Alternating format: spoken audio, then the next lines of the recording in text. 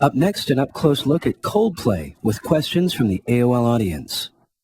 Hello, I'm Chris. And I'm Johnny. And we're from the band Coldplay, and you're watching Sessions at AOL.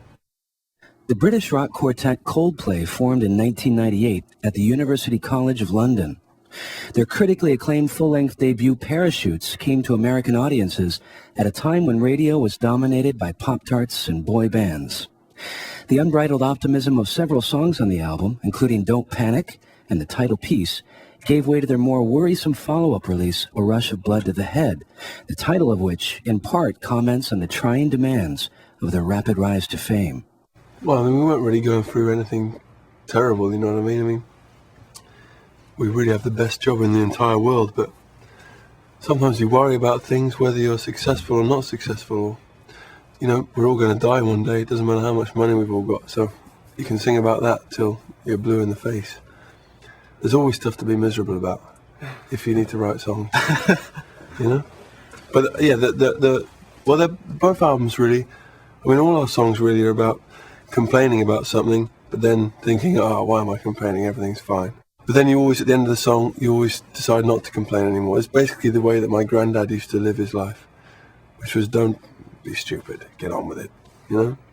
The much publicized difficulties the band had during the writing phase of Rush of Blood led many outside observers to fear the band might break up. You know, you have one argument and it gets blown out of all proportion, and You fire one gun and everyone jumps to conclusions.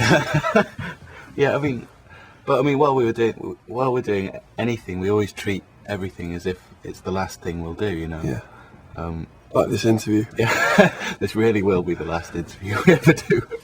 The turning point during the making of the new album came with the arrival of In My Place, a song that would galvanize the band and become the album's first single. That song for us was really crucial. You know, if it wasn't for that song, we probably would have packed it in, I think. Because that song kept us going through all the weird stuff that we started having on our first record. You know, when things started happening, we started doing well, and then people started criticizing, you know what I mean? And just when we thought, well, maybe we should quit while we're ahead, you know, this song was around, and we thought, well, we've got to record that. And then in the whole time we were waiting to record that, lots of other songs came out as well. You think you might as well write some more, yeah. Go with it. But also it was,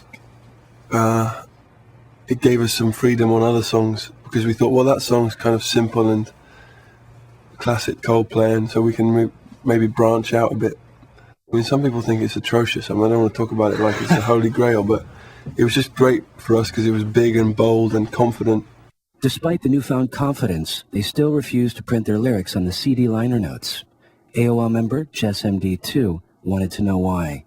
This is why. A, because they're not very good. B, because my spelling is atrocious. C, because we both think that whenever you buy a record with lyrics in it, you spend all the time reading the lyrics and not listening to the music properly, or I always do.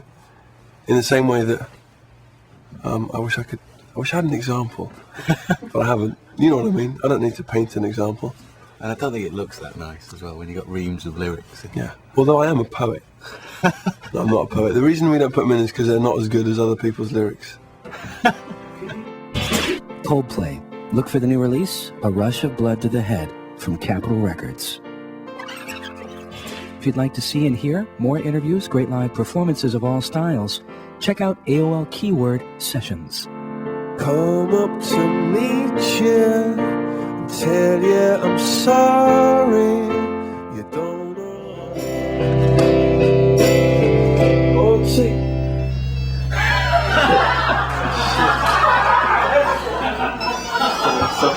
Sorry.